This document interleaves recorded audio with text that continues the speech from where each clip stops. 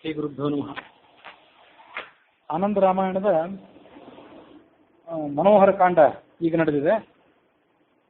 ಅದರಲ್ಲಿ ಹಿಂದೆ ಎರಡನೆಯ ಸರ್ಗ ಮುಕ್ತಾಯ ಕಂಡಿತ್ತು.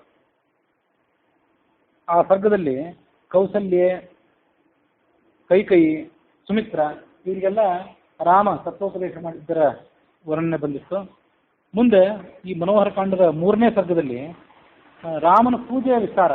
ಈ 3, 4, 5 ಎಲ್ಲ ಸರ್ಗದಲ್ಲೂ ಪೂಜೆ ಮಾಡುವಾಗ ಮಂಡಲ ಯಾವ ಥರ ಹಾಕಬೇಕು, ವಿಸ್ತಾರವಾದ ಮಂಡಲ ಹಾಕ್ತೇವೆ, ಅಂಥ ಮಂಡಲಗಳನ್ನು ಯಾವ ರೀತಿ ಹಾಕಬೇಕು ಅಂತನ್ನೋದ್ರ ವಿವರಣೆ ಎಲ್ಲ 3, 4, 5 ಈ ಸರ್ಗಗಳಲ್ಲಿ ಬರೋದಿದೆ. ಶಿಷ್ಯ ಕೇಳಿದ, ರಾಮನ ಪೂಜೆ ಮಾಡಬೇಕಾಗಿದೆ. ರಾಮನ ಉಪಾಸಕರಾದಂಥ ಮಾನವರು ರಾಮನ ಪೂಜೆಯನ್ನ, ಮಾನಸ ಪೂಜೆಯನ್ನ ಮತ್ತು ಬಹಿಃಪೂಜೆಯನ್ನ ಹೇಗೆ ಮಾಡಬೇಕು? ಕಥಂಚ ಉಪಾಸನಾಗ್ರಾಹ್ಯ ಗುರೋಹೋ ಶ್ರೀ ರಾಘವಸ್ಯ. ಗುರುಗಳ ಮೂಲಕ ಆ ಉಪಾಸನೆಯನ್ನು ನಾವು ಕಲ್ತ್ಕೋಬೇಕಲ್ಲ, ಬೇಕಾದಷ್ಟಿಯಾಗಿ ಉಪಾಸನೆ ಮಾಡೋದು ಯೋಗ್ಯ ಅಲ್ಲ. ಅದನ್ನೆಲ್ಲ ಹೇಗೆ ಮಾಡಬೇಕು? ಮತ್ತು ಗುರು ಅಂದ್ರೆ ಯಾರು? ಶ್ರೇಷ್ಠ ಗುರು ಅಂದ್ರೆ ಯಾರು? ರಾಮನ ಬೇರೆ ಬೇರೆ ಮಂತ್ರಗಳಿವೆ. ಆ ಎಲ್ಲ ಮಂತ್ರಗಳು, ಗುರು, ಅದರ ವಿವರಣೆ ಮಾಡಿ. ರಾಮನಿಗೆ ಅತ್ಯಂತ ಪ್ರೀತಿಕರವಾದಂಥ ಸ್ತುತಿ ಯಾವುದು, ಅದನ್ನೆಲ್ಲನೂ ಹೇಳಿ.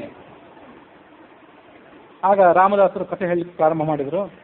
ಸಮಾಧಾನ ಮನಸ್ಸನ್ನಾಗಿ ಕೇಳು, ವಿಸ್ತಾರವಾಗಿ ಅದನ್ನೆಲ್ಲ ಹೇಳ್ತೇನೆ. ಎಲ್ಲದಕ್ಕಿಂತ ಮೊದಲು ಈ ರಾಮನ ಉಪಾಸನೆ, ಮಂತ್ರ ಇವುಗಳನ್ನು ಅರಿತುಕೊಳ್ಳಿಕ್ಕಾಗಿ ಒಬ್ಬ ಯೋಗ್ಯನಾದಂಥ ಗುರುವನ್ನು ಆಯ್ಕೆ ಮಾಡ್ಕೋಬೇಕು. ಗುರುವನ್ನು ಆಯ್ಕೆ ಮಾಡಿಕೊಂಡು ಆತನ ಮೂಲಕ ಆ ಉಪಾಸನೆಯೆಲ್ಲ ನಾವು ಕಲ್ತ್ಕೋಬೇಕು. ತದಗ್ರೇ ಕಥ್ಯತೆ ಮಯ. ಮೊದಲು ಗುರುವನ್ನು ಪರೀಕ್ಷೆ ಮಾಡಬೇಕು, ಅವನ ಲಕ್ಷಣಗಳನ್ನು ಪರೀಕ್ಷೆ ಮಾಡಬೇಕಂತ. ಅದಾದ ಬಳಿಕ ಆತನ ಕಡೆಯಿಂದ ಆ ಉಪಾಸನೆಯನ್ನು ಸ್ವೀಕಾರ ಮಾಡಬೇಕು. ಗುರೋಶ್ಚೈವಾತ್ರ ಚಿಹ್ನಾನಿ ತಬಾದೌ ಪ್ರವದಾಮ್ಯಹಂ. ಗುರುವಿನಲ್ಲಿ ಯಾವ ಲಕ್ಷಣಗಳು ಇದ್ದರೆ ಕಂಡು ಬಂದರೆ ಆತನನ್ನು ಬಿಡಬೇಕು, ಯಾವ ಲಕ್ಷಣ ಕಂಡು ಬಂದರೆ ಆತನ ಸ್ವೀಕಾರ ಮಾಡಬೇಕು. ಕ್ರೋಧ ಇದ್ದವನು, ವಿಪರೀತ ಕ್ರೋಧ ಸ್ವಭಾವ ಇದ್ದವನು, ಕುಷ್ಠರೋಗ ಇದ್ದವನು, ಮಹಾರೋಗ ಇದ್ದವನು, ಮಲಿನನಾದವನು, ಆಂತರಿಕ ಕಲುಷತೆ, ಬಾಹ್ಯ ಕಲುಷತೆ ಇವೆಲ್ಲ ಇದ್ದರೆ ಅಂಥ ಗುರುವನ್ನು ಬಿಟ್ಟು ಬಿಡಬೇಕು. ನಿರ್ಘಣ, ಕರುಣಾಶಾಲಿ ಅಲ್ಲದೇ ಇದ್ದವನು, ಕ್ರೂರ ಸ್ವಭಾವ ಇದ್ದವನು, ಜಡ, ಚಟುವಟಿಕೆ ಇರಬೇಕು, ದೈಹಿಕವಾಗಿ ಮಾನಸಿಕವಾಗಿ ಆತ ಚಟುವಟಿಕೆ ಉಳ್ಳವನಾಗಿರಬೇಕು, ಕಾರ್ಯಶೀಲನಾಗಿರಬೇಕು. ನಿತ್ಯ ತಾನು ಅಧ್ಯಯನಶೀಲನಾಗಿದ್ದರೆ ಶಿಷ್ಯನಿಗೇನಾದರೂ ಬೋಧನೆ ಮಾಡ್ಯಾನು. ಹಾಗಾಗಿ ಜಡನಾದಂಥ, ಮೂರ್ಖನಾದಂಥ ಗುರುವನ್ನು ಬಿಟ್ಟು ಬಿಡಬೇಕು. ಅಪಂಡಿತನಂತೂ ಬಿಟ್ಟೇ ಬಿಡಬೇಕು. ನಿಂದಕ, ಪರನಿಂದೆ ಮಾಡೋರು ಇರ್ತಾರೆ, ಇದೊಂದು ಮನುಷ್ಯನ ಕೆಟ್ಟ ಸ್ವಭಾವಗಳಲ್ಲಿ ಒಂದು. ಅಂಥ ಪರನಿಂದೆ ಮಾಡುವವನನ್ನು ಬಿಡಬೇಕು. ಲೋಲುಪ, ವಿಷಯಾತರ, ವಿಷಯ ಪದಾರ್ಥಗಳಲ್ಲಿ ಆಸಕ್ತನಾದವನು, ಸ್ತ್ರೀಲೋಲುಪರಾದವನು, ಡಾಂಬಿಕನಾದವನು. ಹೊರಗೆ ತೋರಿಸುವಂಥ ಆಚಾರ ಒಂದು, ಒಳಗಿರುವಂಥ ಆಚಾರ ಮತ್ತೊಂದು. ಗರ್ವ ಸಂಯುಕ್ತ, ದುರಹಂಕಾರಿಯಾದವನು, ತಾನೇ ಪಂಡಿತ ಅಂತ ಭಾವಿಸಿಕೊಂಡವನು. ಪಾಪಾತ್ಮ, ಪಾಪಿಷ್ಠನಾದವನು, ದುಷ್ಟ ವಂಶದಲ್ಲಿ ಹುಟ್ಟಿದವನು, ಸಂಸ್ಕಾರಹೀನವಾದಂಥ ಕುಲದಲ್ಲಿ ಹುಟ್ಟಿದವನು. ಘಾತಿ, ಇನ್ನೊಬ್ಬರಿಗೆ ಕೆಟ್ಟದು ಮಾಡುವಂಥವನು, ಮತ್ತೊಬ್ಬರಿಗೆ ದ್ರೋಹ ಮಾಡುವಂಥವನು, ಮತ್ತೊಬ್ಬರ ದುಡ್ಡನ್ನು ಅಪಹಾರ ಮಾಡುವಂಥವನು, ಮತ್ತು ಸ್ವಯಂ ಇಂದ್ರಿಯ ನಿಗ್ರಹ ಇಲ್ಲದೇ ಇದ್ದವನು, ಅಜಿತಾತ್ಮ ಅಂತ ಕರೀತಾರೆ ಅವನನ್ನು. ವೇದ ಬಾಹ್ಯ, ವೇದ ಮಾರ್ಗ ಅನುಸಾರಿ ಅಲ್ಲದೇ ಇದ್ದರೆ ಆತ ಬೇಕಾದಷ್ಟು ದೊಡ್ಡ ಪಂಡಿತ ಆದರೂ ಕೂಡ ಆತನನ್ನು ಸ್ವೀಕಾರ ಮಾಡಬಾರ್ದು. ವೇದ ಮಾರ್ಗಾನುಸಾರಿಯಾಗಿರಬೇಕು, ಮತ್ತು ಆ ವೇದಗಳಿಗೆ ಸರಿಯಾದಂಥ ಅರ್ಥವನ್ನು ಆತ ಹೇಳುವಂಥವನಾಗಿರಬೇಕು. ಪರಸ್ತ್ರೀ ಲಂಪಟನಾದವನನ್ನು ತಿರಸ್ಕಾರ ಮಾಡಬೇಕು. ಪರದೋಷ ಆರೋಪಕ, ಬೇರೆಯವರಲ್ಲಿ ಯಾವುದೇ ಥರದ ಸದ್ಗುಣ ಇದ್ದರೂ ಕೂಡ ಸದ್ಗುಣವನ್ನು ಸಹಿಸಿದೆ ಅವರಲ್ಲಿ ದೋಷವನ್ನು ಆರೋಪ ಮಾಡ್ತಾ ಇದ್ದರೆ ಅಂಥವನನ್ನು ತ್ಯಾಗ ಮಾಡಬೇಕು. ಕೃಪಣ, ಜಿಪುಣನಾದಂಥ ವ್ಯಕ್ತಿಯನ್ನು ತಿರಸ್ಕಾರ ಮಾಡಬೇಕು. ಅಜಿತೇಂದ್ರಿಯ, ವೇದ ದೇವ ದ್ವಿಜಾತೀನಾಂ ಯತಿ ತೀರ್ಥ ಗವಾಮಪಿ. ತುಳಸಿ ವನ್ನಿ ಸೂರ್ಯಾಣಂ ದ್ವೇಷ್ಟ. ನೀವು ಮುಂದೆ ಹೇಳುವಂಥ ಸಂಗತಿಗಳನ್ನು ಆತ ದ್ವೇಷ ಮಾಡ್ತಿದ್ರೆ ಆತ ಗುರುವಲ್ಲ. ಯಾವುದಂದ್ರೆ ವೇದಗಳು, ದೇವತೆಗಳು, ಜ್ಞಾನಿಗಳಾದಂಥವರು, ಯತಿಗಳು, ತೀರ್ಥಕ್ಷೇತ್ರಗಳು ಮತ್ತು ಗವಾಮತಿ, ಆಕಳುಗಳು, ತುಳಸಿ ಮತ್ತು ಅಗ್ನಿ, ಸೂರ್ಯರು, ಇವರನ್ನು ಯಾರು ದ್ವೇಷ ಮಾಡ್ತಿರ್ತಾರೆ ಆತ ಗುರು ಅಲ್ಲ. ಆತನನ್ನು ಗುರು ಅಂತ ಸ್ವೀಕಾರ ಮಾಡಬಾರ್ದು. ಯೋಗ್ಯೋ ಗುರುರ್ನಹಿ. ಇವೆಲ್ಲವೂ ಲಕ್ಷಣಗಳು ಕೂಡ ಗುರುವಿನಲ್ಲಿ ನಾವು ತ್ಯಾಗ ಮಾಡಬೇಕಾದಂಥ ಲಕ್ಷಣಗಳು. ಇನ್ನು ಅದರಲ್ಲಿ ಇರಬೇಕಾದ ಲಕ್ಷಣಗಳು ಯಾವುವು ಅಂದರೆ, ವೇತ್ತ ಸಕಲ ಧರ್ಮಾಣ, ಎಲ್ಲ ಧರ್ಮಗಳನ್ನು ಆತ ತಿಳಿದಿರಬೇಕು, ಶಾಸ್ತ್ರದಲ್ಲಿ ನಿಷ್ಠನಾಗಿರಬೇಕು, ಸತ್ಯವಾಕ ಆಗಿರಬೇಕು, ಮಿತಭುಕ್ ಮಿತವಾದಂಥ ಭೋಜನ ಮಾಡುವಂಥವನಾಗಿರಬೇಕು, ಜ್ಞಾನಿ, ಕಲಾವಾನ್ ಎಲ್ಲ ಲಲಿತ ಕಲೆಗಳಲ್ಲಿ ಕೂಡ ಆತ ದೊಡ್ಡ ಲಲಿತ ಕಲೆಗಳಲ್ಲಿ ಪಾರಂಗತನಾಗದೇ ಇದ್ದರೂ ಆ ಲಲಿತ ಕಲೆಗಳ ಬಗ್ಗೆ ಆತ ಜ್ಞಾನ ಇದ್ದವನಾದರೂ ಆಗಿರಬೇಕು.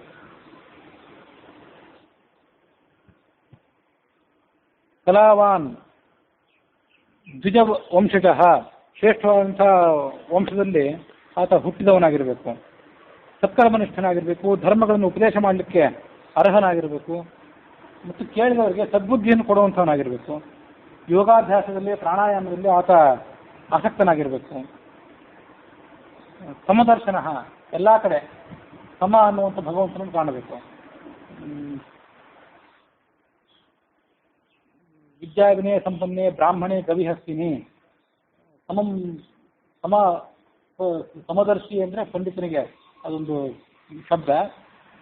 ಬ್ರಾಹ್ಮಣನಲ್ಲಿ, ಗೋವಿನಲ್ಲಿ, ಆಕಳಿನಲ್ಲಿ ಎಲ್ಲ ಕಡೆಯೂ ಕೂಡ ಸಮಾನತೆಯನ್ನು ಕಾಣಬೇಕು ಅಂತ ಭಗವದ್ಗೀತೆ ಹೇಳ್ತದೆ. ಅಲ್ಲಿ ಸಮ ಅಂತಂದರೆ ಸಮದರ್ಶಿ ಅನ್ನೋ ಶಬ್ದಕ್ಕೆ ಸಮ ಅನ್ನುವ ಹೆಸರನ್ನು ಭಗವಂತನನ್ನು ಅಲ್ಲಿ ಕಾಣಬೇಕು ಅಂತ ಈಗ ಅರ್ಥ ಮಾಡ್ತಾರೆ. ಅದಕ್ಕಾಗಿ ಸಮದರ್ಶನ ಅಂದರೆ ಸಮ ಅನ್ನುವ ಹೆಸರಿನ ಭಗವಂತನ ಜ್ಞಾನ ಇದ್ದವನು, ಕೃತಕರ್ಮ, ಆಯಾ ಕಾಲಕ್ಕೆ ತಕ್ಕಂತೆ ಮಾಡಬೇಕಾದಂಥ ಎಲ್ಲ ಕಾರ್ಯಗಳನ್ನು ಆತ ಮಾಡಬೇಕು, ತೀರ್ಥಕ್ಷೇತ್ರಗಳಿಗೆ ಆತ ಹೋಗಿ ಬರಬೇಕು, ಧರ್ಮ ಯಾವುದು ಅಧರ್ಮ ಯಾವುದು ಅನ್ನೋದನ್ನು ಬಲ್ಲವನಾಗಿರಬೇಕು, ಬ್ರಹ್ಮಚಾರಿ ಆದರೂ ಆಗಿರ್ಬೋದು, ಗೃಹಸ್ಥನಾಗಿರ್ಬೋದು, ಅಥವಾ ವಾನಪ್ರಸ್ಥಾಶ್ರಮಿ ಆಗಿರ್ಬೋದು, ಅಥವಾ ಯತಿ ಆಗಿರ್ಬೋದು, ಈಗ ಯಾವುದೇ ಆಶ್ರಮಕ್ಕೆ ಆತ ಸೇರಿದವನಾಗಿದ್ದರೂ ಸರಿಯೇ. ಸ್ವ ಆಶ್ರಮ ಆಚಾರನಿಷ್ಠ ಬುದ್ಧಿಮಾನ್ ವಿಜಿತೇಂದ್ರಿಯ. ಆದರೆ ತಾನು ಇದ್ದ ಆಶ್ರಮದಲ್ಲಿ ಆತ ಆ ಆಶ್ರಮಕ್ಕೆ ಉಚಿತವಾದಂಥ ಕಾರ್ಯಗಳನ್ನು ಮಾಡಬಲ್ಲವನಾಗಿರಬೇಕು. ಯಾವುದೇ ಆಶ್ರಮದಲ್ಲಿ ಇದ್ದರೂ ಕೂಡ ಆತನನ್ನು ಗುರು ಅಂತ ಸ್ವೀಕಾರ ಮಾಡಬಹುದು ಅಂತಿದೆ. ಆದರೂ ಬ್ರಹ್ಮಚಾರಿಗಿಂತ ಗೃಹಸ್ಥ ಶ್ರೇಷ್ಠ, ಗೃಹಸ್ಥನಿಗಿಂತ ವಾನಪ್ರಸ್ಥಾಶ್ರಮಿಗಿಂತ ಯತಿ ಶ್ರೇಷ್ಠ. ಜೀವನದಲ್ಲಿ ಪಕ್ವರಾಗಿರ್ತಾರೆ, ತತ್ವಜ್ಞಾನ ಧರ್ಮ ಅಂದರೆ ಏನು ಅಂತ ಅನ್ನೋದನ್ನು ಅವರು ಆಚರಣೆ ಮಾಡಿ ಬಲ್ಲವರಾಗಿರ್ತಾರೆ. ಅದಕ್ಕಾಗಿ ಉತ್ತರೋತ್ತರ ಶ್ರೇಷ್ಠ ಯತಿ. ಗುರುಗಳಲ್ಲಿ ಎಲ್ಲ ಗುರುಗಳಲ್ಲಿ ಕೂಡ ಯತಿ ಶ್ರೇಷ್ಠ ಅಂತ ನಾವು ಭಾವಿಸಬಹುದು. ಸಹನ ಗುಣ ಇದ್ದವನಾಗಿರಬೇಕು, ಕರುಣಾಶಾಲಿಯಾಗಿರಬೇಕು, ಮೃದುವಾಕ್, ಇನ್ನೊಬ್ಬರ ಜೊತೆಗೆ ಮೃದುವಾದಂಥ ಮಾತು ಆಡಬಲ್ಲವನಾಗಿರಬೇಕು, ಸುಮುಖ, ಸೌಮ್ಯ ದರ್ಶನ, ಸುಂದರವಾದಂಥ ಆಕಾರ ಇದ್ದವನಾಗಿರಬೇಕು, ಅನಿದ್ರಶ್ಚ ಸಮುದ್ಯೋಗಿ. ಅನಿದ್ರ ಅಂದರೆ ನಿದ್ರಣೆ ಮಾಡಬಾರ್ದು ಅಂತ ಅರ್ಥ ಅಲ್ಲ, ಶರೀರಕ್ಕೆ ಎಷ್ಟು ನಿದ್ರೆ ಬೇಕೋ ಅಷ್ಟು ಮಾಡಬೇಕು, ಆದರೆ ಸದಾ ಆಲಸ್ಯ, ನಿದ್ರೆ ಇದರಲ್ಲೇ ಆಸಕ್ತನಾಗಿರಬಾರ್ದು.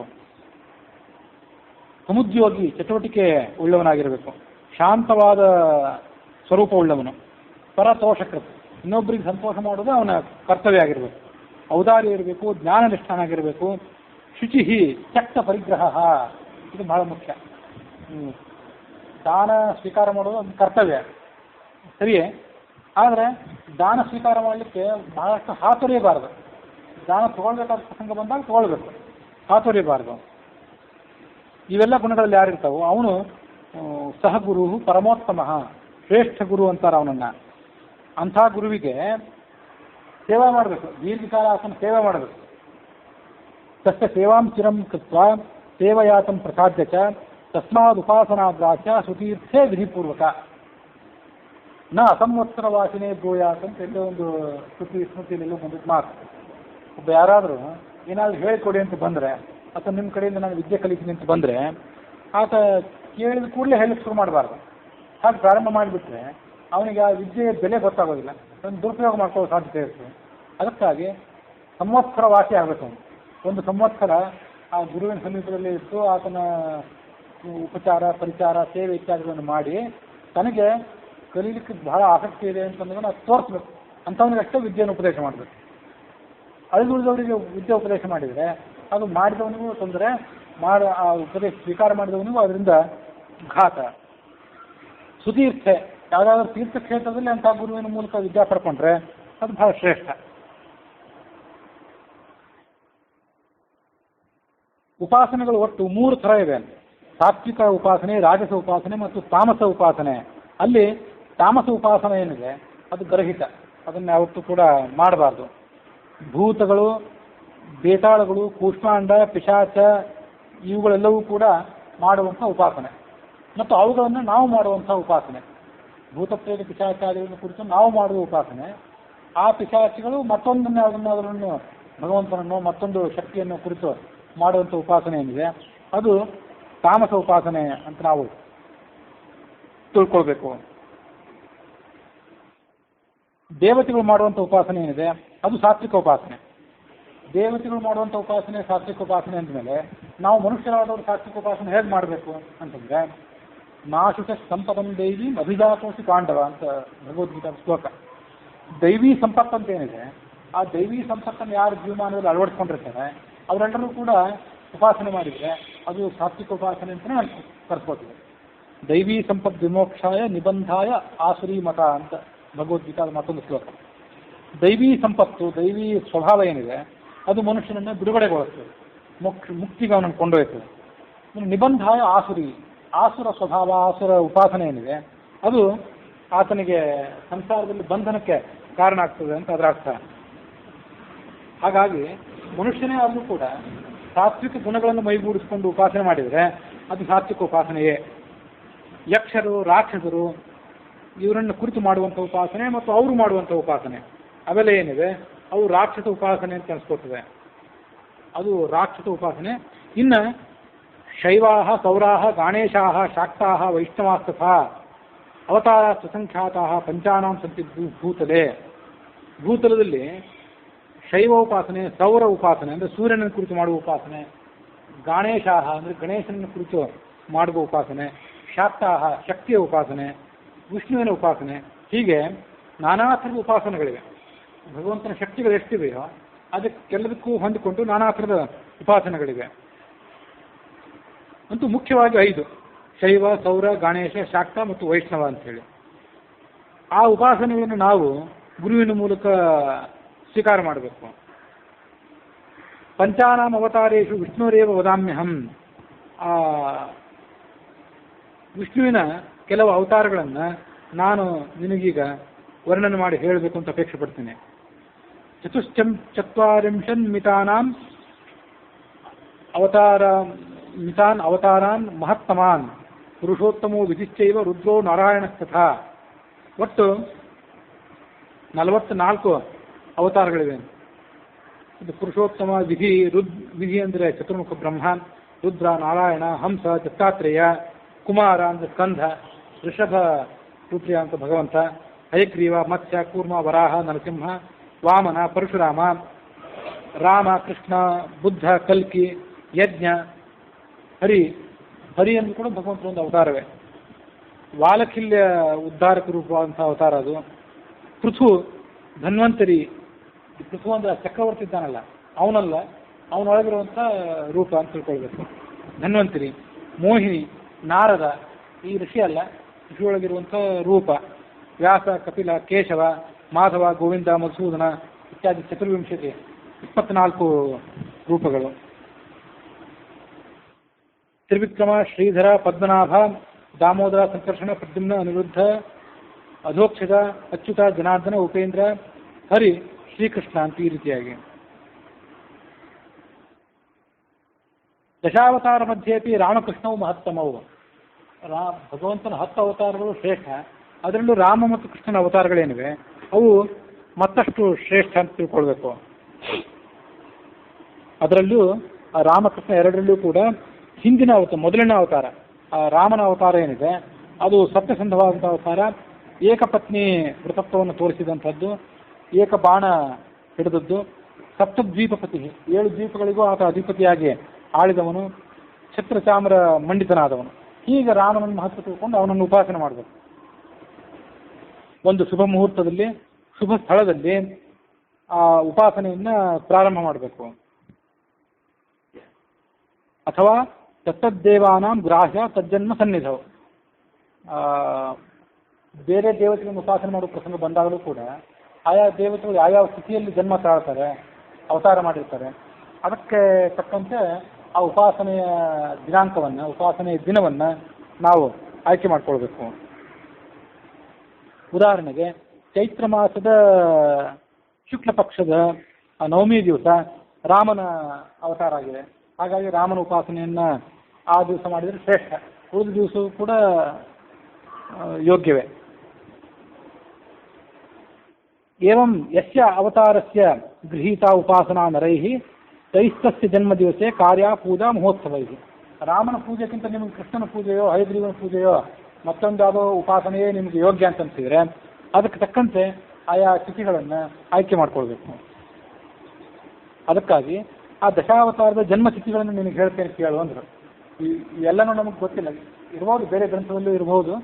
ಮತ್ಸ್ಯ ಕೂರ್ಮ ಮೊದಲಾದ ಅವತಾರಗಳು ಯಾವ್ಯಾವ ತಿಥಿಯಲ್ಲಿ ಜನ್ಮ ತಾಳಿತ್ತು, ಯಾವ್ಯಾವ ಸಮಯದಲ್ಲಿ ಅನ್ನೋದನ್ನು ಈಗ ಹೇಳ್ತಾರೆ.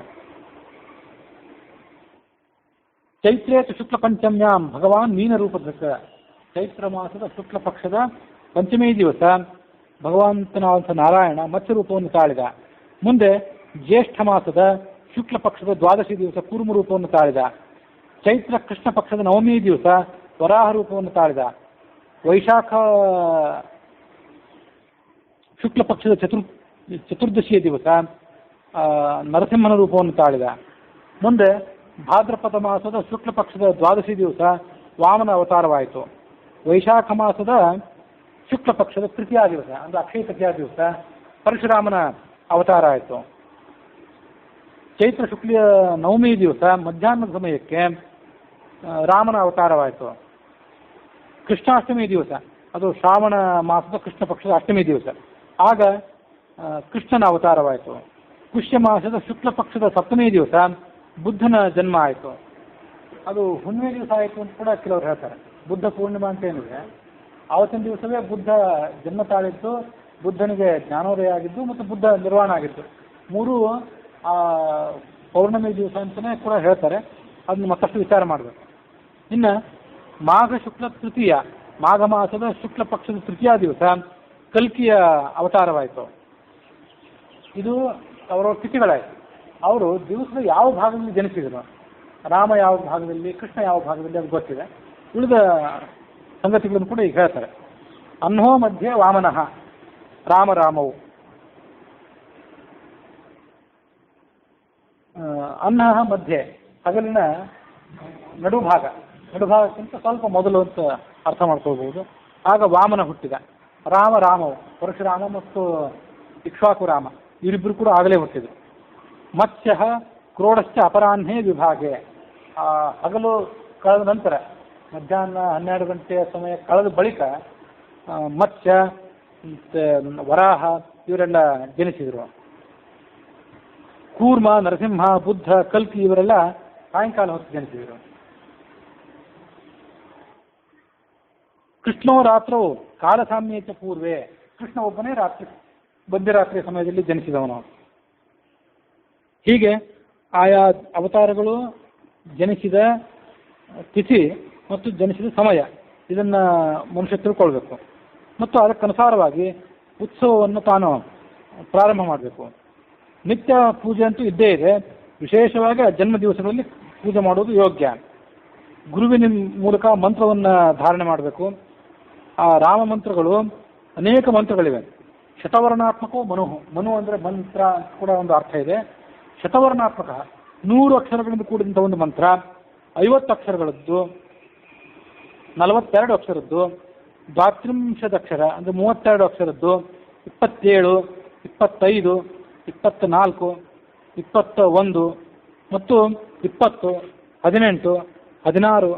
18, 16, 15 ಮತ್ತು 14, 13, 12, 11, 10 ಅಕ್ಷರದ್ದು, 9 ಅಕ್ಷರದ್ದು, 8, 7, 6, 5, 4 ಮತ್ತು 3 ವರ್ಣತ್ರಯಾತ್ಮಕ 3 ಅಕ್ಷರದಿಂದ ಕೂಡಿದಂಥ ಒಂದು ಮಂತ್ರವೂ ಕೂಡ ಇದೆ. ಜಕ್ಷರ 2 ಅಕ್ಷರದಿಂದ ಕೂಡಿದಂಥ ಮಂತ್ರವೂ ಕೂಡ ಇದೆ. ಮನುಸ್ತು ಏಕಾಕ್ಷರೋಪಿಚ ಏಕಾಕ್ಷರ ಮಂತ್ರವೂ ಕೂಡ ಇದೆ. ಅದು ಮುಂದೆ ಇಲ್ಲೇ ಒಂದು ಕಡೆ ಬರ್ತದೆ ಅಂತ ಕಾಣಿಸ್ತದೆ ಎಲ್ಲ ಮಂತ್ರಗಳು ವಿವರಣೆ. ಮತ್ತೊಂದ್ಸರಿ ಬಂದಾಗ ಹೇಳ್ತೀನಿ. ಓಂ ರಾಮ ಅಂತ 2 ಅಕ್ಷರವನ್ನು ಉಚ್ಚಾರ ಮಾಡಿದರೆ ಅದು ಜಕ್ಷರ. ಆ ಏಕಾಕ್ಷರ ಮಂತ್ರ ಏನಿದೆಯಲ್ಲ, ಒಂದೇ ಅಕ್ಷರದ ಮಂತ್ರ, ಅದೆಂಥದ್ದು ಅಂತ ನಮಗೆ ವಿಚಿತ್ರ ಅನಿಸ್ಬೋದು. ಮಂತ್ರದ ಪೂರ್ವಾಪರಗಳಲ್ಲಿ ಓಂಕಾರ ಇರಬೇಕು, ಮಧ್ಯದಲ್ಲಿ ರಮ್ ಅಂತ ರಾಮನ ಬೀಜಾಕ್ಷರ ಉಚ್ಚಾರ ಮಾಡಿದರೆ ಪ್ರಾಯಶಃ ಅದೇ ಏಕಾಕ್ಷರ ಮಂತ್ರ ಆಗ್ಬೋದು. ಮುಂದೆ ಅದನ್ನು ಹೇಳ್ತಾರೆ ಅಂತ ಕಾಣಿಸ್ತದೆ. ಇಂಥ ನಾನಾ ಥರದ ಮಂತ್ರಗಳನ್ನು ಗುರುವಿನ ಮೂಲಕ ಉಪದೇಶ ಪಡ್ಕೊಳ್ಬೇಕು. ತನಗೆ ಯೋಗ್ಯವಾದ್ದನ್ನು ಅದರ ಮೂಲಕ ಆತ ಉಪಾಸನೆ ಮಾಡಬೇಕು. ಗುರೋಸ್ವೇಕೋ ಗೃಹೀತ್ವಾಸ ಜಪೇತ್ ಶ್ರೀರಾಮ ಸನ್ನಿಧೌ ತಥಾ ಮಂತ್ರಸ್ಯ ರೂಪಂ ಹಿ ವಿಜ್ಞೇಯಂ ಮಂತ್ರಶಾಸ್ತ್ರತಃ. ಆ ಗುರುವಾದವನು ಅದನ್ನ ಉಪದೇಶ ಕೊಡುವಾಗಲೇ ಅದರ ಧ್ಯಾನ, ಅದರ ಛಂದಸ್ಸು ಅದನ್ನು ಆತನ ಮೂಲಕ ತಿಳ್ಕೊಳ್ಬೇಕು. ಆ ಧ್ಯಾನ ಶ್ಲೋಕದಲ್ಲಿ ಆ ಭಗವಂತನ ರೂಪವನ್ನು ಯಾವ ರೀತಿಯಾಗಿ ಧ್ಯಾನ ಮಾಡಬೇಕು, ಭಗವಂತ ಯಾವ ಆಸನದಲ್ಲಿ ಎಷ್ಟು ಕೈಗಳನ್ನು ಧಾರಣೆ ಮಾಡಿ ಕುಳಿತುಕೊಂಡಿದ್ದಾನೆ ಅಂತನ್ನೋದೊಂದು ವಿವರಣೆ ಇರ್ತದೆ. ಅದ್ರ ಪ್ರಕಾರ ಆತ ಧ್ಯಾನ ಮಾಡಬೇಕು. ಈಗ ಮಾನಸ ಪೂಜೆಯನ್ನು ನಾನು ನಿಮಗೆ ಹೇಳ್ತೇನೆ. ಅದನ್ನ ಹಿಂದೆ ಅಗಸ್ತ್ಯರು ದಂಡಕಾರಣ್ಯದಲ್ಲಿ ಸುತೀಕ್ಷ್ಣ ಮುನಿಗೆ ಉಪದೇಶ ಮಾಡಿದರು. ಆ ಮಾನಸ ಪೂಜೆಯ ರಹಸ್ಯವನ್ನ ನಾನು ನಿಮಗೆ ಹೇಳ್ತೇನೆ, ಕೇಳು ಅಂದ್ರೆ ಆ ಗುರುಗಳು. ಅಗಸ್ತ್ಯನ ಬಳಿಗೆ ಸುತೀಕ್ಷ್ಣ ಬಂದ, ಹೃದಯದಲ್ಲಿ ಮಾನಸ ಪೂಜೆಯನ್ನು ನಾನು ಮಾಡಬೇಕು ಅಂತ ಅಪೇಕ್ಷೆ ಪಡ್ತೀನಿ, ಅದು ಹೇಗೆ ಮಾಡಬೇಕು, ಎಷ್ಟು ಉಪಚಾರಗಳನ್ನಲ್ಲಿ ಮಾಡಬೇಕು, 16 ಉಪಚಾರಗಳು ಅಂತ ಪ್ರಸಿದ್ಧವೇ, ಆದರೂ ಆತ ಒಮ್ಮೆ ಅದರ ವಿವರವನ್ನು ಕೇಳಬೇಕು ಆ ಅಗಸ್ತ್ಯ ಮುನಿಯ ಮೂಲಕ ಅಂತ ಅಪೇಕ್ಷೆ ಪಟ್ಟ. ಅವ್ರು ಹೇಳಿದರು ಅಗಸ್ತ್ಯರು. ಅಗಸ್ತ್ಯವಾಚ ಪದ್ಮಪತ್ರ ವಿಶಾಲಾಕ್ಷನಾದಂಥ ನೀಲ ಮೇಘಕ್ಕೆ ಸಮಾನವಾದಂಥ ಕಾಂತಿ ಇದ್ದಂಥ ಮುಗುಳ್ನಗೆಯಿಂದ ಕೂಡಿದಂಥ ಸುಖವಾಗಿ ಆಸನದಲ್ಲಿ ಕೂತ್ಕೊಂಡಂಥ ರಾಮನನ್ನ ನಮ್ಮ ಮನಸ್ಸು ಅನ್ನುವಂಥ ಕಮಲದಲ್ಲಿ ನಾವು ಚಿಂತನೆ ಮಾಡಬೇಕು. ನಮ್ಮ ಮನಸ್ಸಿನಲ್ಲಿ ಸ್ವಾಭಾವಿಕವಾದಂಥ ದೋಷಗಳೇನಿರ್ತಾವಲ್ಲ, ಆ ದೋಷಗಳನ್ನು ವೈರಾಗ್ಯದ ಮೂಲಕವಾಗಿ ನಾವು ತೊಳೆದುಕೊಂಡು ಸ್ವಚ್ಛ ಮಾಡಬೇಕು. ಅದರಲ್ಲಿ ಆ ರಾಮನನ್ನ ಧ್ಯಾನ ಮಾಡಬೇಕು. ಬೆಳಗಾಗಿ ಎದ್ದು ಸ್ನಾನಾದಿಗಳಿಂದ ಶೌಚಾದಿಗಳಿಂದ ಮಾಡಿಕೊಂಡು ವಿವಿಕ್ತ ದೇಶಮಾಶ್ರಿತ್ಯ ಏಕಾಂತದ ಪ್ರದೇಶಕ್ಕೆ ಬರಬೇಕು. ಎಲ್ಲರೂ ಇದ್ದಂಥ ಪ್ರದೇಶದಲ್ಲಿ ಪೂಜೆ ಉಪಾಸನೆ ಇತ್ಯಾದಿಗಳು ಸಲ್ಲವು. ವಿವಿಕ್ತ ದೇಶಕ್ಕೆ ಬಂದು ಧ್ಯಾನ ಪೂಜೆಯವನ್ನೆಲ್ಲವನ್ನು ಕೂಡ ಪ್ರಾರಂಭ ಮಾಡಬೇಕು. ನಾಭಿಕುಂದ ಸಮುದ್ಭೂತಂ ಕದಲೀ ಕುಸುಮೋಪಮಂ ಅಷ್ಟಪತ್ರಂ ಸಿದ್ಧವರ್ಣಂ ಧ್ಯಾಯೇದ್ ಹೃದಯ ಪಂಕಜಂ. ಹೃದಯ ಕಮಲವನ್ನು ಹೇಗೆ ಧ್ಯಾನ ಮಾಡಬೇಕು, ಹೃದಯ ಕಮಲ ಹುಟ್ಟಿದ್ದೆಲ್ಲಿಂದ ಅಂತಂದರೆ ಅದು ನಾಭಿಯಿಂದ. ಕುಂದ ಅಂದರೆ ಮಲ್ಲಿಗೆ ಹೂವು, ನಾಭಿ ಎನ್ನುವಂಥ ಮಲ್ಲಿಗೆ ಹೂವಿನ ಮೂಲಕ ಅದು ಹುಟ್ಟಿದ್ದು. ಅಷ್ಟಪತ್ರಂ 8 ದಳಗಳದಕ್ಕೆ ಮನೋಹರವಾದಂಥ ಕಾಂತಿ ಇದ್ದಿದ್ದು ಅಂತ ಹೃದಯ ಕಮಲವನ್ನು ಧ್ಯಾನ ಮಾಡಬೇಕು. ಆ ಹೃದಯ ಕಮಲವನ್ನು ಮೊದಲು ಧ್ಯಾನ ಮಾಡಿದಾಗ ಆ ಹೃದಯ ಕಮಲದಲ್ಲಿ ರಾಮ ಕೂತ್ಕೊಳ್ಬೇಕಾದ್ರೆ ಅರಳಬೇಕಲ್ಲ ಆ ಕಮಲ. ಅದು ಹೇಗೆ ಅರಳಬೇಕು ಅಂತಂದ್ರೆ ರಾಮನಾಮನೈವ ಫುಲ್ಲಂ ಕೃತ್ವ, ರಾಮನಾಮವನ್ನು ಜಪ ಮಾಡಿ ಆ ಮೊಗ್ಗಿನ ರೂಪದಲ್ಲಿರುವಂತಹ ಹೃದಯ ಕಮಲವನ್ನು ಅರಳಿಸಬೇಕು. ಅರಳಿಸಿ ಅಲ್ಲಿ ರಾಮನನ್ನು ಧ್ಯಾನ ಮಾಡಬೇಕು. ಮಧ್ಯಮೇ ಭಾವಯತ್ ಸೂರ್ಯಂ ಸೋಮಾಗ್ನಿ ಮಂಡಲಾನ್ ಉತ್ತರೋತ್ತರಂ. ಸೂರ್ಯನ ಮಂಡಲ, ಚಂದ್ರನ ಮಂಡಲ, ಅಗ್ನಿಮಂಡಲ ಇತ್ಯಾದಿಗಳನ್ನು ಅದರಲ್ಲಿ ಆ ಕಮಲದಲ್ಲಿ ಧ್ಯಾನ ಮಾಡಬೇಕು. ಬಿಂಬರೂಪಿ ಪರಮಾತ್ಮನ ಉಪಾಸನೆ ಅಲ್ಲಿ ಇದೇ ಥರದ ವರ್ಣನೆ ಬರ್ತದಲ್ಲ. ಇಂದೀವರ್ಣಿಭಂ ತಸ್ಯೋಪರಿ ನಶೇ ದಿವ್ಯಂ ಪೀಠಂ ರತ್ನಮಯೋಜ್ವಲಂ. ಆ ಕಮಲದಲ್ಲಿ ಮತ್ತೊಂದು ರತ್ನಮಯವಾದಂಥ ಪೀಠ ಇರಬೇಕು. ಆ ಪೀಠದ ಮಧ್ಯದಲ್ಲಿ ಕೋಟಿ ಸೂರ್ಯನಿಗೆ ಸಮಾನವಾದಂಥ ರಾಮನನ್ನು ಧ್ಯಾನ ಮಾಡಬೇಕು. ಇಂದೀವರ್ಣಿಭಂ ಶಾಂತಂ ವಿಶಾಲಾಕ್ಷಂ ಸುವಕ್ಷತಂ ಉದ್ಯದ್ದೀಧಿತಿ ಮದ್ಭಾಸ್ವತ್ ಕುಂಡಲಾಭ್ಯಾಂ ವಿರಾಜಿತಂ ಸುನಾಸಂ ಸುಕಿರೀಟಂ ಸುಕಪೋಲಂ ಶುಚಿಸ್ಮಿತಂ ವಿಜ್ಞಾನ ಮುದ್ರಂ. ಇದು ಬಹಳ ಮುಖ್ಯ. ವಿಜ್ಞಾನ ಮುದ್ರ ಅದು ಹಯಗ್ರೀವ ರೂಪಕ್ಕೆ ಮತ್ತೆ ಯಜ್ಞನಾರಾಯಣ ರೂಪಕ್ಕೆ ಅಂತ ನಾವು ತಿಳ್ಕೊಂಡಿರ್ತೀವಿ. ಹಿಂದೊಂದು ಬಾರಿ ಬಂದಿರ್ತಿದೆ. ರಾಮನಿಗೆ ಕೂಡ ಜ್ಞಾನ ಮುದ್ರೆಯನ್ನ ನಾವು ಧ್ಯಾನ ಮಾಡಬೇಕು. ದ್ವಿಭುಜನಾದವನು, ಕಂಬುಗ್ರೀವ, ಸುಕುಂತಲ, ನಾನಾ ರತ್ನಗಳನ್ನು ಧಾರಣೆ ಮಾಡಿದವನು, ವಸ್ತ್ರಯುಗ್ಮವನ್ನು ಧಾರಣೆ ಮಾಡಿದವನು, ವೀರಾಸನದಲ್ಲಿ ಕೂತ್ಕೊಂಡಿರ್ತಾನೆ. ಸಂತಾನ ತಲು ಮೂಲ ನಿವಾಸಿನಂ, ಸಂತಾನ ವೃಕ್ಷದ ಕೆಳಗೆ ಆತ ಕೂತ್ಕೊಂಡಿರ್ತಾನೆ. ಮಹಾ ಸುಗಂಧ ಲಿಪ್ತಾಂಗಂ ವನಮಾಲಾ ವಿರಾಜಿತಂ. ಎಡಭಾಗದಲ್ಲಿ ಸೀತೆ ಇದ್ದಾಳೆ. ಆಕೆ ಲೀಲಾ ಪದ್ಮಧರ, ಕೈಯಲ್ಲಿ ಕಮಲವನ್ನು ಹಿಡ್ಕೊಂಡಿದ್ದಾಳೆ. ಪಶ್ಯಂತೀಂ ಸಿಗ್ಧೆಯ ದೃಷ್ಟ್ಯ ದಿವ್ಯಾಂ ಕಲ್ಪ ವಿರಾಜಿತಾಂ. ಅವಳು ರಾಮನ ಕಡೆಗೆ ಪ್ರೇಮಪೂರ್ಣವಾದಂಥ ದೃಷ್ಟಿಯನ್ನ ಬೀರ್ತಾ ಇದ್ದಾಳೆ. ಮತ್ತೊಂದು ಕಡೆ ಲಕ್ಷ್ಮಣ ಇದ್ದಾನೆ, ಛತ್ರಚಾಮರಾಜಗಳನ್ನು ಹಿಡ್ಕೊಂಡಿದ್ದಾನೆ. ಹನುಮಂತ ಮೊದಲಾದಂಥ ಕಪಿವೀರರು, ಋಷಿಗಳು ವೇದವಾಕ್ಯಗಳ ಮೂಲಕವಾಗಿ, ಪುರಾಣಗಳ ಶ್ಲೋಕಗಳ ಮೂಲಕವಾಗಿ ಭಗವಂತನನ್ನು ಸ್ತೋತ್ರ ಮಾಡ್ತಿದ್ದಾರೆ. ಸನಕ ಸನಂದನಾದಿಗಳಲ್ಲೂ ಕೂಡ ಅಲ್ಲಿ ರಾಮನ ಸೇವೆಯಲ್ಲಿ ಪಾಲ್ಗೊಂಡಿದ್ದಾರೆ.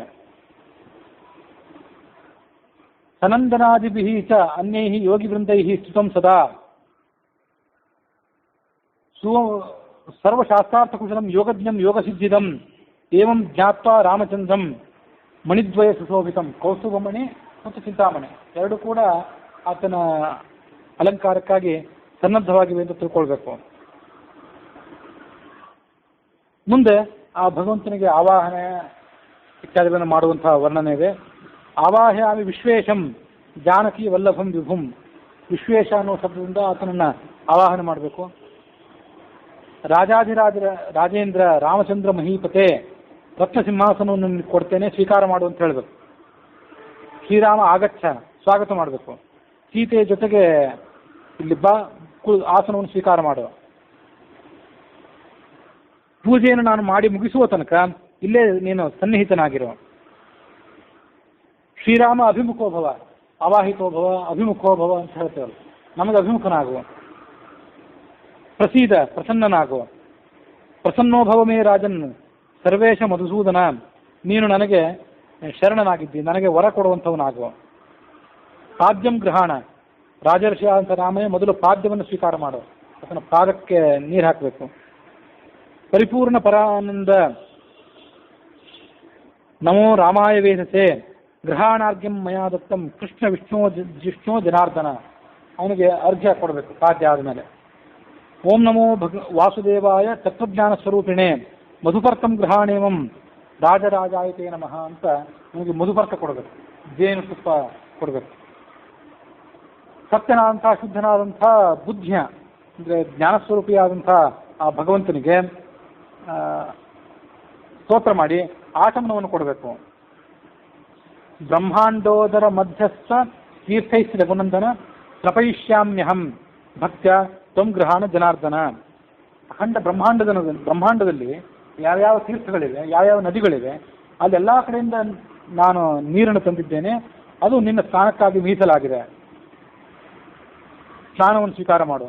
ಮುಂದೆ ತೊಳೆದ ಬಂಗಾರದಂತೆ ಹೊಳೆಯುವಂಥ 2 ಪೀತಾಂಬರಗಳನ್ನು ತಂದಿದ್ದೇನೆ, ಅದನ್ನು ಸ್ವೀಕಾರ ಮಾಡುವಂಥ ವಸ್ತ್ರವನ್ನು ಕೊಡಬೇಕು. ಬ್ರಹ್ಮಸೂತ್ರಂ ಸೋತ್ತರೀಯಂ ಗೃಹಾಣ ರಘುನಾಯಕ, ಯಜ್ಞೋಪವೀತವನ್ನು ಮತ್ತು ಉತ್ತರೀಯವನ್ನು ಎರಡನ್ನು ಕೂಡ ಕೊಡಬೇಕು. ಕಿರೀಟಹಾರ ಕೇಯೂರ ರತ್ನಕುಂಡಲ ಮೇಖಲಾಹ, ಕಿರೀಟ, ಕುಂಡಲ ಮತ್ತು ನಡುವಿಗೆ ಧಾರಣೆ ಮಾಡುವಂಥ ಓಡ್ಯಾಣ, ಕೌಸ್ತುಭಹಾರ, ರತ್ನ ಕಂಕಣಗಳು, ಇದನ್ನೆಲ್ಲವನ್ನು ಕೂಡ ಸ್ವೀಕಾರ ಮಾಡುವ. ಅಹಂ ದಾಸ್ಯಾಮಿ ತೇ ಭಕ್ತ ಸಂಗ್ರಹಾಣ ಜನಾರ್ದನ. ಕುಂಕುಮ ಅಗುರು ಕಸ್ತೂರಿ ಕರ್ಪೂರ ಮಿಷ್ಟ ಚಂದನಂ, ಕಸ್ತೂರಿ ಮೊದಲಾದ ಕೂಡಿದಂಥ ಕುಂಕುಮವನ್ನು ನಾನು ನಿನಗೆ ಕೊಡ್ತೇನೆ, ಅದನ್ನು ಸ್ವೀಕಾರ ಮಾಡುವ. ತುಳಸಿ, ಕುಂದ ಅಂದರೆ ಮಲ್ಲಿಗೆ, ಮಂದಾರ ಹೂವು ಅದೊಂದು ಇದಾದಂಥ ಪುಷ್ಪ, ಜಾಜಿ ಹೂವು, ಪುನ್ನಾಗ, ಚಂಪಕ ಅಂದರೆ ಸಂಪಿಗೆ, ಕದಂಬ ಅಂತನ್ನುವಂಥ ಹೂವು, ಕರವೀರ ಹೂ ಅನ್ನುವಂಥ ಪುಷ್ಪ, ಹೀಗೆ ನಾನಾ ರೀತಿಯಾದಂಥ ಹೂವಿನ ಅರ್ಪಣೆಯನ್ನು ನಿನಗೆ ಮಾಡ್ತೇನೆ. ಹೂವಿನ ಹಾರವನ್ನು ಕೂಡ ಸಮರ್ಪಣೆ ಮಾಡ್ತೇನೆ. ವನಸ್ಪತಿ ರಸೈ ದಿವ್ಯೈ ಗಂಧಾಢ್ಯೈ ಸುಮನೋಹರೈ ರಾಮಚಂದ್ರ ಮಹೀಪಾಲ ಧೂಪೋಯಂ ಪ್ರತಿಗೃಹ್ಯತಾಂ ಅಂತ ಧೂಪ ಕೊಡಬೇಕು. ಜ್ಯೋತಿಷಾಂ ಪತಯೇ ತುಭ್ಯಂ ನಮೋ ರಾಮಾಯ ವೇದಸೆ ಗೃಹಾಣ ದೀಪಕಂ. ನೀನು ಎಲ್ಲ ಥರದ ತೇಜಸ್ಸುಗಳಿಗೂ ಕೂಡ ವರೆಯನಾಗಿದ್ದೆ, ನಿನಗೆ ನಾನು ದೀಪವನ್ನು ಕೊಡ್ತೇನೆ ಅಂತ ದೀಪವನ್ನು ಕೊಡಬೇಕು. ತ್ರೈಲೋಕ್ಯ ತಿಮಿರಾಪಹಂ ದೀಪಂ ಇದಂ ದಿವ್ಯಾನ್ನ ಮಮೃತಂ ರಸೈ ಷಡ್ಭಿರ್ ವಿರಾಜಿತಂ. ಆ ಬಳಿಕ ನಿನಗೆ ನೈವೇದ್ಯ ಮಾಡ್ತೇನೆ ಅಂತ ನೈವೇದ್ಯವನ್ನು ಕೊಡಬೇಕು.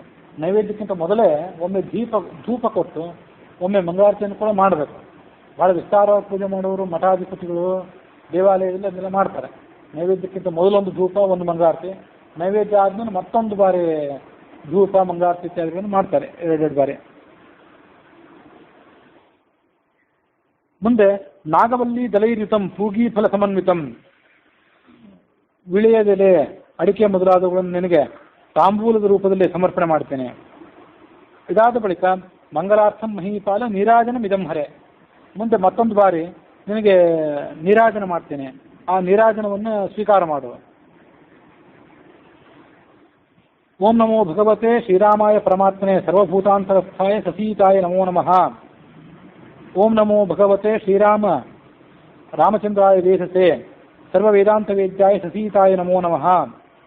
ಓಂ ನಮೋ ಭಗವತೆ ವಿಷ್ಣವೇ ಪರಮಾತ್ಮನೇ ಪರಾತ್ರಾಯ ರಾಮಾಯ ಸತೀತಾಯ ನಮೋ ನಮಃ ಇತ್ಯಾದಿ ಮಂತ್ರಗಳಿಂದ ಆತನಿಗೆ ಮಂಗಳಾರತಿಯನ್ನು ಮಾಡಬೇಕು. ಮಂಗಳಾರತಿಯನ್ನು ಮಾಡುವಾಗ ತಾತ್ಪರ್ಯ ನಿರ್ಣಯದಲ್ಲಿ ಇತ್ಯಾದಿ ಕಡೆಗಳಲ್ಲಿ ಜಯತ್ಯಜೋ ಖಂಡ ಗುಣೋರು ಮಂಡಲ ಅಂತ ಹೇಳಿ ವೇದವ್ಯಾಸರ ಸ್ತೋತ್ರ, ರಾಮನ ಸ್ತೋತ್ರ, ಕೃಷ್ಣನ ಸ್ತೋತ್ರ ಇದೆಲ್ಲ ತಾತ್ಪರ್ಯ ನಿರ್ಣಯದಲ್ಲಿ ಬಂದಿತ್ತು. ಅದನ್ನೆಲ್ಲ ಬಳಕೆ ಮಾಡೋದು ರೂಢಿಯಲ್ಲಿದೆ. ಇಂಥದನ್ನು ಕೆಲವನ್ನು ಅಳವಡಿಸ್ಕೊಳ್ಬಹುದು ಬಾಯ್ಪಾಠ ಇದ್ದರೆ, ವಿಶೇಷ ಸಂದರ್ಭದಲ್ಲಿ ಆದರೂ ಕೊನೆಗೆ. ಓಂ ನಮೋ ಭಗವತೆ ರಾಮಾಯ ಅಮಿತ ತೇಜಸೆ ಬ್ರಹ್ಮಾನಂದೈಕ ರೂಪಾಯ ಸಸೀತಾಯ ನಮೋ ನಮಃ. ಹೀಗೆ ಆತನಿಗೆ ನೀರಾಜನವನ್ನು ಮಾಡಿ ಈ 8 ಮಂತ್ರಗಳಿಂದ, ಇದನ್ನು ನಾನು ಸ್ವಲ್ಪ ಪ್ರಮಾದದಿಂದ ಮಂಗಳಾರತಿ ಮಾಡಲಿಕ್ಕಾಗಿ 8 ಅಂತ ಹೇಳಿದೆ. ಮಂಗಳಾರತಿ ಮಾಡಲಿಕ್ಕಾಗಿ 8 ಅಲ್ಲ, ಇದು ನಮಸ್ಕಾರಾಷ್ಟಕ ಮಂತ್ರ ಅಂತ ಕರೀತಾರೆ. ಈ 8 ಮಂತ್ರಗಳಿಂದ ಓಂ ನಮೋ ಭಗವತೆ ರಾಮಾಯ ಶ್ರೀರಾಮಾಯ ಪರಮಾತ್ಮನೇ ಅನ್ನುವಂಥ ಪ್ರಾರಂಭದಿಂದ ಹಿಡಿದು ಬ್ರಹ್ಮಾನಂದೈಕ ರೂಪಾಯ ಸಹಿತಾಯ ನಮೋ ನಮಃ ಅಂತ 8 ಶ್ಲೋಕಗಳೇನಿವೆ ಇವನ್ನ ಅಷ್ಟ ನಮಸ್ಕಾರ ಮಂತ್ರಗಳು ಅಂತ ಕರೀತಾರೆ, ಭಗವಂತನಿಗೆ ನಮಸ್ಕಾರ ಮಾಡಲಿಕ್ಕೆ. ಮುಂದೆ ನೃತ್ಯ, ಗೀತ ಇತ್ಯಾದಿ ವಾದ್ಯಗಳನ್ನು ಮತ್ತು ಪುರಾಣದ ಸಹನದ ಸೇವೆಯನ್ನು ಆ ಭಗವಂತನಿಗೆ ಮಾಡಬೇಕು. ರಾಜೋಪಚಾರಗಳಿಂದ ಆತನಿಗೆ ಕೊಟ್ಟು ಪ್ರಸನ್ನನಾಗುವಂತ ಆತನ ಸ್ತೋತ್ರ ಮಾಡಬೇಕು. ನಮೋ ನಾರಾಯಣಾನಂತ ಶ್ರೀರಾಮ ಕರುಣಾನಿಧೆ, ನನ್ನನ್ನು ಉದ್ಧಾರ ಮಾಡು ಈ ಸಂಸಾರದಂತ ಆತನನ್ನು ಪ್ರಾರ್ಥನೆ ಮಾಡಬೇಕು. ಶ್ರೀಕೃಷ್ಣ ಶ್ರೀಕರ ಶ್ರೀಶ ಶ್ರೀರಾಮ ಶ್ರೀನಿಧೆ ಹರೇ ಶ್ರೀನಾಥ ಶ್ರೀ ಮಹಾವಿಷ್ಣು ನೃಸಿಂಹ ಶ್ರೀನೃಸಿಂಹ ಕೃಪಾನಿಧೆ ಗರ್ಭ ಜನ್ಮ ಜರಾ ವ್ಯಾಧಿ ಸಂಸಾರ ಸಾಗರಾತ್ ಮಾಮುದ್ಧರ, ನನ್ನನ್ನು ಉದ್ಧಾರ ಮಾಡುವಂಥವನನ್ನು ಪ್ರಾರ್ಥನೆ ಮಾಡಬೇಕು.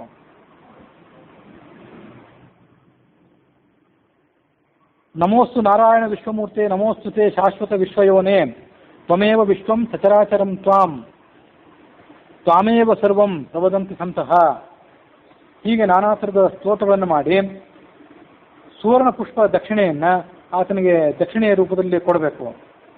ಸಪ್ತ ಜಾಂಬೂನದೇನೈವ ನಿರ್ಮಿತಂ ರತ್ನಭೂಷಿತಂ ಸತ್ಪದ್ಮ ಕರ್ಣಿಕಾ ಮಧ್ಯೆ ಸೀತೆಯ ಸಹ ರಾಘವ ನಿವಾಸ, ನನ್ನ ಹೃದಯ ಕಮಲದಲ್ಲಿ ನೀನು ವಾಸ ಮಾಡುವಂಥವನನ್ನು ಪ್ರಾರ್ಥನೆ ಮಾಡಬೇಕು. ಸರ್ವೈ ಆವರಣೈ ಸಹ, ನಿನ್ನ ಆವರಣ ದೇವತೆಗಳು ಪರಿವಾರ ದೇವತೆಗಳೇನಿದ್ದಾರೆ ಅವರ ಜೊತೆಗೆ ನೀನು ನನ್ನಲ್ಲಿ ವಾಸ ಮಾಡು. ಮನೋವಾಕ್ ಕಾಯಗಳಿಂದ ನಾನು ಏನೇ ಕೆಟ್ಟದ್ದನ್ನು ಮತ್ತು ಒಳ್ಳೆಯದನ್ನು ಮಾಡಿದ್ದೇನೆ ಅದನ್ನು ನಿನ್ನ ಪ್ರೀತಿಗಾಗಿ ಮಾಡಿದ್ದೇನೆ ಅಂತ ನಾನು ಅರ್ಪಣೆ ಮಾಡ್ತೇನೆ. ಅಪರಾಧ ಶಾಸ್ತ್ರಗಳನ್ನು ನಿತ್ಯ ನಾನು ಮಾಡ್ತೇನೆ. ನಾನು ನಿನ್ನ ದಾಸ ಅಂತ ತಿಳ್ಕೊ, ನನ್ನ ನೀನು ಕ್ಷಮಿಸು ಅಂತ ಸ್ತೋತ್ರ ಮಾಡಬೇಕು.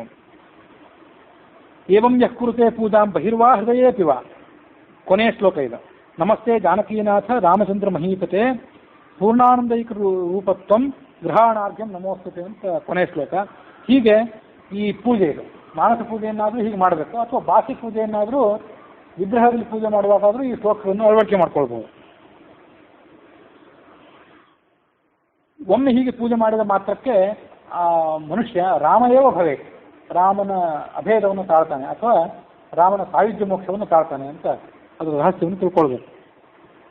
ಒಮ್ಮೆ ಹೀಗೆ ಮಾಡಿದರೂ ಸಾಕು ಅಂತ ಅದರ ಫಲ ಇರುವಾಗ ಜೀವಮಾನದುದ್ದಕ್ಕೂ ಇಂಥ ಉಪಾಸನೆಯನ್ನು ಮಾಡುವಂಥ ಮನುಷ್ಯ ಏನಿದ್ದಾನೆ ಅವನು ಆ ಬ್ರಹ್ಮನಲ್ಲೇ ಲೀನನಾಗಿ ಸಾಯುಜ್ಯ ಮುಕ್ತಿಯನ್ನು ಪಡ್ಕೊಳ್ತಾನೆ ಅಂತ ನಾವು ತಿಳ್ಕೊಳ್ಬೇಕು.